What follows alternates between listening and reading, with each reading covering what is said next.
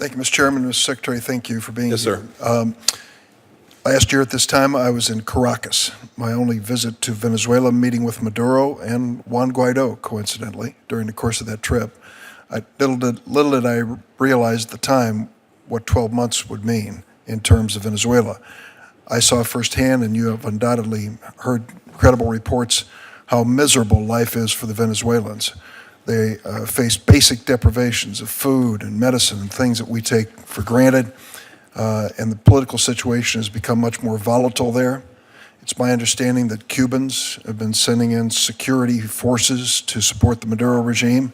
I'm also told the Russians have sent in some type of new group, such as we saw in eastern Ukraine, to play some role in support of Maduro. It is not a healthy situation.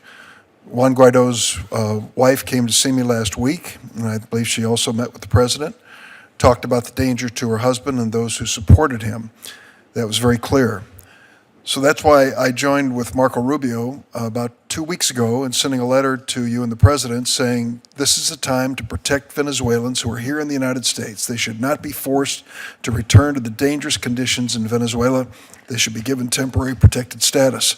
I've yet to hear. Can you announce today the good news that these Venezuelans can stay here in the United States? I cannot. Why? We are still evaluating how to handle that situation. There's no decision been made by the administration yet. I don't get this. It is so dangerous the United States has intervened on a foreign policy basis. We have made it clear we have no use for Maduro, and we believe the Venezuelan people suffer under his leadership. I just sense, Mr. Secretary, that this president's aversion to refugees and immigrants is stopping him from doing the obvious. Come to the rescue of Venezuelans in the United States on a temporary basis. Don't force them back into a dangerous, deadly situation.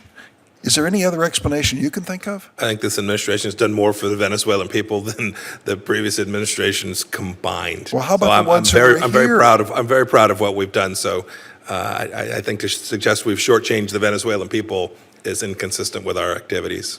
Well, you should come to my office and meet with the Venezuelans who are here with their visas expiring. Perhaps you could see there's more we could do that is not a great problem. And for the record, we're not full. America's not full. We have room for these Venezuelans and others who desperately need the United States at this moment in their history.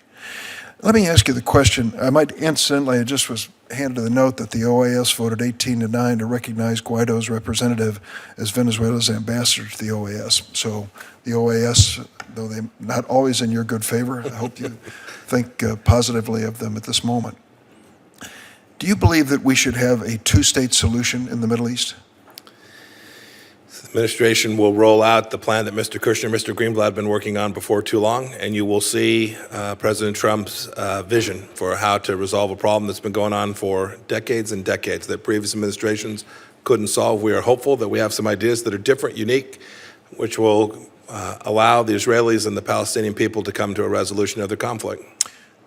Draw a historic parallel for me between the decision to say to Israel that they could claim sovereignty over the Golan Heights, a territory that was seized during the 1967 war from Syria, and the Russian claims that they can claim Crimea because they happen to invade it as well. Senator, the two situations could not be more starkly different. I'd like to hear. The Golan Heights was, the Israelis ended up with the Golan Heights as a result of having been attacked.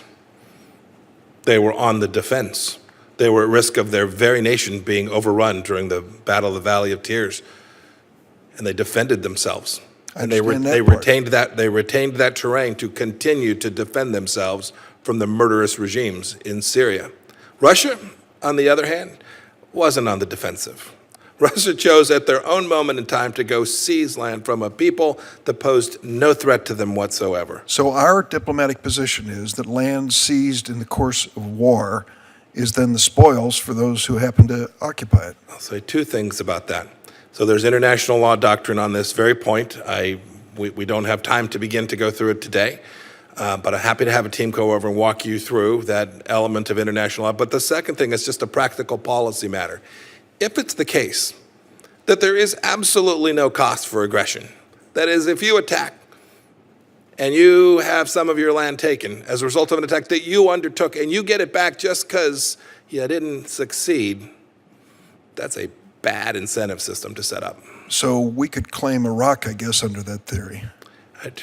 We could probably go through dozens and dozens of examples. You asked me to compare and contrast the situation in the Golan Heights and Crimea. Mr. Secretary, I strongly support our relationship with Israel. I believe the Palestinians need a homeland as well. Two sovereign states, not a threat to one another.